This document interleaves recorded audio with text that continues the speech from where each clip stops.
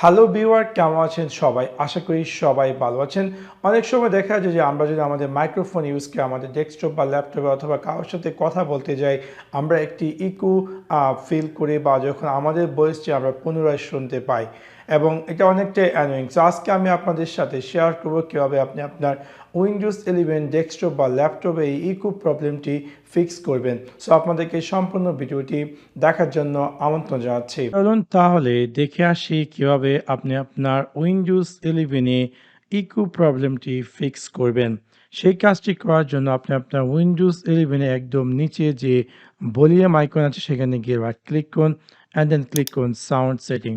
Sound setting click করার পর আপনারা দেখতে পাবেন যে এরকম একটি স্ক্রিনে অ্যাপিয়ার করবে। এখান থেকে একদম নিচে স্ক্রল ডাউন করে আপনি পেয়ে যাবেন মোর সাউন্ড সেটিং। তাতে আপনি ক্লিক করুন। ক্লিক করার পর আপনি দেখতে পারবেন যে এরকম একটি স্ক্রিনে অ্যাপিয়ার করে এবং যেটা এখানে দেখতে অনেকটা এরকমটি। আমরা এখান থেকে যে রেকর্ডিং ট্যাবটি আছে সেটাতে যাওয়ার পর আপনি আপনার ডেস্কটপ বা ল্যাপটপতে যে মাইক্রোফোনগুলো আছে সেই মাইক্রোফোনগুলো দেখতে পারবেন। এক করে আপনি প্রত্যেকটি মাইক্রোফোনে খুঁজে বের করার চেষ্টা করুন যে এখানে লিসেন টু দিস ডিভাইস এটা আদৌ চেক করা আছে কিনা। যদি চেক করা থাকে তাহলে সেটাকে আনচেক করে অ্যাপ্লাই দিয়ে ওকেতে ক্লিক করে দেন।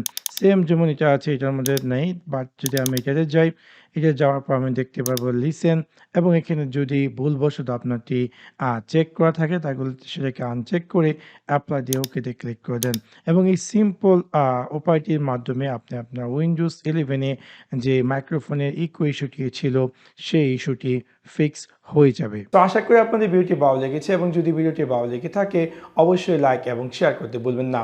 Thanks for watching my video. See you next one. Piece.